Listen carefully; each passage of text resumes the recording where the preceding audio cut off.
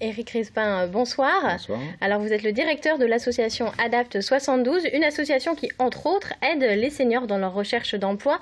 Alors d'abord, pour bien se mettre d'accord, à partir de quel âge on peut parler de senior ? Alors on est senior assez tôt, tout dépend là où on se situe, mais à partir de 45 ans, on est considéré comme senior, entretien, seconde partie de carrière en entreprise, donc c'est senior à partir de 45 ans. Alors on note au niveau national une forte hausse du chômage pour ces seniors justement.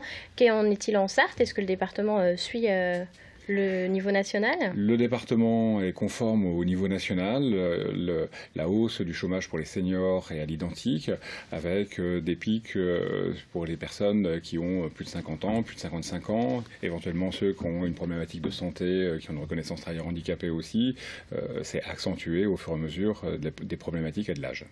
Alors vous mettez en place déjà un suivi depuis à peu près 2 ans. Vous aidez ces seniors avec différents ateliers. En quoi consiste ce suivi ? Oui, alors donc depuis à peu près 2 ans et demi, avec Sarthe Compétences et Emploi et puis des financeurs comme le Conseil régional, l'ADAPT a mis en place des actions de formation ou tout le moins d'intégration dans l'entreprise avec une forte alternance et des partenaires qui peuvent être par exemple Auchan, O2, Duval Métallu, donc des entreprises qui vont jouer le jeu de l'intégration, de l'évaluation de ces personnes en entreprise pour lequel il y a à retravailler sur les représentations en emploi, travailler sur l'estime de soi aussi, une redynamisation dans ce sens-là. Et sur leurs compétences, est-ce qu'aujourd'hui les seniors sont à jour ? Alors, il peut y avoir pour une partie des seniors qui sont éloignés de l'emploi depuis plusieurs années, souvent, une réactualisation. Mais on n'est pas sur du développement de compétences, on est plutôt sur une réactualisation. Donc, c'est assez light comme type de formation. Ça peut être quelques habilitations, des choses comme ça, ou de la remise un petit peu à niveau sur certains thèmes. Mais en tout cas, les gens ont des compétences. C'est plutôt aller rechercher, il y a un sentiment de dévalorisation que ces personnes peuvent avoir. Et donc, il va falloir travailler par rapport à cette estime de soi pour qu'eux-mêmes puissent vendre en quelque sorte leurs compétences, qu'ils soient confiants dans leurs compétences. Alors, le gouvernement présentait cette semaine le plan senior qui compte plusieurs mesures, notamment faciliter l'alternance dont vous parliez, un accompagnement au niveau de Pôle emploi aussi qui sera plus suivi, plus personnalisé, et aussi une prime aux entreprises. Ce sont les 3 facteurs. Qu'est-ce que vous en pensez? Quel regard portez-vous sur ce plan ? Alors, je pense effectivement que l'alternance est quelque chose d'important.